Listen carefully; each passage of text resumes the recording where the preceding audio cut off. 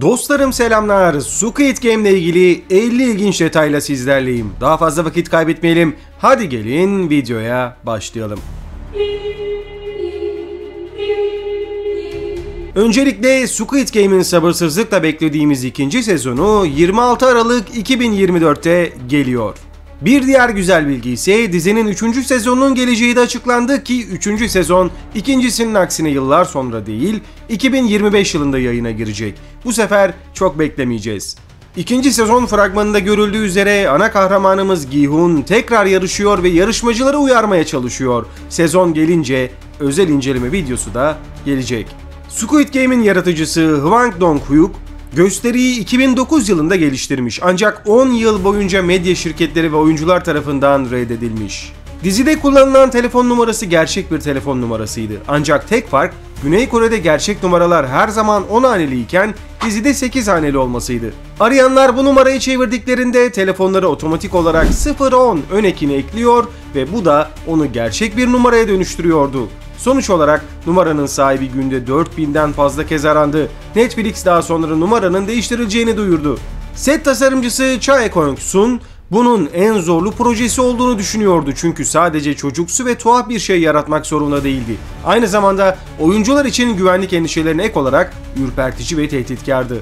Dizinin yönetmeni Lee Yoon-kyae'yi Gi-hun rolünde oynatarak önceki rollerinde sergilediği karizmatik imajını yok etmek istemiş. Sabeok ve Ji Young'un yer aldığı sahneler diğer oyuncular arasında en masum iki karakteri göstermek için yazılmış çünkü onlar en genç olanlardı ve son derece kısıtlı zamanlarını yakın bir bağ kurmak için kullanmışlardı. Bu durum çocukluk arkadaşı olan ancak oyunlar boyunca giderek birbirlerinden uzaklaşan Gi-hun ve Sang-woo ile bir tezat oluşturuyor. İşçi tulumları işçilerin cinsiyetini maskelemek ve ortama bir koloni havası katmak için bol tasarımlarla seçilmiş. Askerlerin maskeleri özellikle bir karıncanın yüzüne benzeyecek şekilde tasarlanmış, çalışkanlıklarını vurgulamak için. Dedektif Yeon-woo başlangıçta senaryonun bir parçası değildi ancak yönetmen perde arkasındaki iç işleyişi gösteren bir dizi alt plan yapmak için yeşil ışık yakmış. Anupam Tripathi akıcı bir şekilde Korece konuşuyor ve dizide rol aldığında oyunculuk eğitimi alıyormuş. Squid Game dizisinde oyunlar devam ettikçe renkli labirentin içi kararmaya başlıyor. Bu da aslında sona yaklaşıldığının bir göstergesi. Hediye paketli tabutlar yapım tasarımcısı Cha Ekwang-sun tarafından oyunların yaratıcısının insanlara oyunları vererek kendini tanrı sanması fikri olarak düşünmüş. Yani burada da bir üstten bakış var. Güney Kore'deki zengin ve yoksul arasındaki uçuruma dair örneklerden bir tanesi Song Gi-hun ve Cho Sang-woo'nun annelerinin ilerlemiş yaşlarına rağmen hala sokak satıcısı olmaları. Güney Kore emeklilik sistemi 1990'lara kadar resmileşmediği için pek çok yaşlı insanın emekli maaşı yok ve ölene kadar çalışmaya devam etmek zorunda kalıyorlarmış. Bloomberg'e göre dizi Netflix'e neredeyse 1 milyar dolar değerinde tanıtım getirdi. Korkunç bir rakam. 45.6 milyar won olan oyunun kazananlar için belirlenen ödülün dolar olarak karşılığı yaklaşık 38.8 milyon dolar. İşçilerin yürüdüğü merdivenlerden oluşan labirent, Ricardo Bofill tarafından tasarlanan İspanya'daki bir apartman bloğu olan La Muralla Roja'nın şekli ve renk şemasıyla Escher'in görelilik illüstrasyonundaki yapıları anımsatıyor. Kore'nin kart fırlatma oyunu olan Jakshi'yi oynamak için genellikle birkaç katlanmış kare kağıt gerekiyor. Bir fırlatma oyuncusu seçtikten sonra diğer oyuncular Jakshi taşlarını masaya veya yere yerleştiriyor. Fırlatan oyuncu kendi taşını diğer oyuncunun taşını ters çevirecek şekilde fırlatmaya çalışıyor. Eğer başarılı olursa taş onda kalıyor. Jakshi fırlatmak basit görünen bir şey ancak diğer oyuncunun taşını çevirmek için gerekli açıyı ve kuvveti elde etmek pratik gerektiriyor. Tabii ki bu durum bizler için çok da zor değil çünkü çocukluğumuz taso oynamakla geçti. Oyunda kırmızı tulumlar giymiş 3 seviye muhafız görev yapmakta. Kasklarında kare olanlar yönetici, askerler üçgen ve işçilerde de daire sembolü var.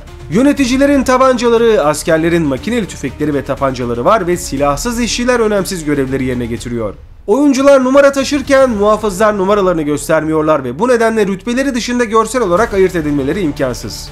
Apple'ın cihazlarının dizi ve filmlerde yer almasını çok sevdiği ancak bunu yalnızca ürünleri kullanılan olumlu karakterler olduğunda desteklediği biliniyor. Olumsuz bir karakter olan başrol oyuncusunun ofisinde bir Apple bilgisayarı var ve bir sahne boyunca belirgin şekilde gösteriliyor. Bunun nedeni ise Squid Game dizisinin bir Güney Kore dizisi olması ve tabii ki Samsung'un ana vatanı. O nedenle bu anlamda bir değerlendirme yapılmış. Oyun alanlarındaki oyun nesneleri, örneğin bir oyuna liderlik eden robot veya başka bir oyunda orman jimnastiği ve kaydıraklar, oyuncuların kendilerini çocuk oyunlarındaki çocuklar gibi daha küçük hissetmelerini sağlamak için büyük boyutlu olarak tasvir edilmiş. Netflix, Squid Game'den 900 milyon dolar kazanmış ama dizinin yaratıcısı bu anlamda neredeyse hiç gelir elde edememiş. Diziyi yaratan Güney Koreli yazar ve yönetmen Hwang Dong-hyuk, dizinin çarpıcı bir başarı öyküsü haline geldiğini görmeye hak kazanmış, ancak bu büyük başarıdan herhangi bir kazanç elde edememiş. Kaynaklara göre sözleşmesi tüm fikri mülkiyet haklarından feragat edecek ve hiçbir şey alamayacağı şekilde yazıldığı söyleniyor. Fakat yeni sezon sonrasında bu sözleşmenin güncellendiğinden emin olabiliriz diye düşünüyorum. Çünkü Netflix diziye çok önem veriyor. Kostümlerde ve setlerde tekrar eden iki parlak renk pembemsi kırmızı ve nane yeşili. Bunlar Kore okul malzemelerinde kullanılan renkler ve belirli tonlar ve oyunların çocuksu atmosferini güçlendirmek için seçilmiş. Johann Strauss bestesi The Blue Danube Waltz gösteride birkaç kez yer alıyor. Aynı eser hikayesi ve konusu benzer nitelikte olan Ölüm Oyunu 2000 yılındaki filmde de 2 kez yer almış durumda. 067 numaralı oyuncu sığınmacı olarak anılıyor. Güney Kore'deki sığınmacı, Kuzey Kore'den kaçıp Güney Kore sınırını geçen kişi anlamına geliyor. İlk bölümde Gi-hun'un oyun için alındığı yer, son bölümde evsiz adamın donarak öldüğü yerle aynı. Wall Street gibi Kore ekonomisinin finans merkezi olan Yeouido-adadır. Bir oyuncunun hangi cam bölmenin kırılabilir olduğunu seçmesi gereken cam köprü oyunu en tehlikeli olarak kabul edildi ve en güvenli tasarım seçilmeden önce üzerinde defalarca çalışıldı. Oyuna yeniden girmek için minibüsü bekleyen çeşitli yarışmacıları hatırlayacaksınız. Burada yaşlı adam hariç diğer tüm yarışmacılar arabaya binerken ve gazlanırken gösteriliyor. Yaşlı adamsa sadece minibüse binerken gösteriliyor. Aslında bize bir ipucu verilmiş, nitekim o yaşlı adam oyunun beyni. Halat çekme oyunu sırasında oyuncular aslında gerçekten oyun oynamışlar ve günlerce süren çekimlerden dolayı yorgun düşmüşler. Hatta yönetmen, set tasarımcısı ve 2 oyuncuyla yapılan bir YouTube röportajında bazen bir forklift kamyonuna karşı da halat çekmeye çalıştıkları belirtilmiş. Oyuncuların ranzalarının bulunduğu ana odada oyuncular öldürüldükçe ranzalar kaldırılırken duvarlarda oynadıkları tüm oyunları gösteren çubuk figürlü karo resimleri olduğunu fark edeceksiniz ve bütün oyunların illüstrasyonları burada. Oyunların arkasındaki ölümcül beyin olduğu ortaya çıkan Il-nam'ın misket oyununu kazandıktan sonra Gi-hun'un ceketini geri vermek yerine kendi ceketini Gi-hun'a vermesinin nedeni hakkında da bir teori var. Il-nam'ın ceketi 001 numaralıydı ve oyun başlamadan önce işçilere Gi-hun'u yarışmadan elemelerini söylemenin bir yolu olarak Gi-hun'a verilmiş olabilirdi. Belki de Gi-hun'un başından beri Il-nam'ın çocukluk oyunlarının keyfini bir arkadaşıyla tekrar yaşamasına izin verdiği için yaptığı bir iyilikten dolayıydı. Tesadüfen Il-nam'ın oyunlara yeniden katılma konusunda konuştuğunu gördüğümüz tek kişi de Gi-hun'du. Yaşlı adamın oyunun beyni olduğu öğrenildiğinde misket oyununu bilerek kaybetmek zorunda kaldığı anlaşılabiliyor. Çünkü cam köprü oyunu için onun için fiziksel olarak çok zorlayıcı olacaktı. Bu zorluk muhtemelen ölümüne ya da kimliğinin açığa çıkmasına neden olabilirdi.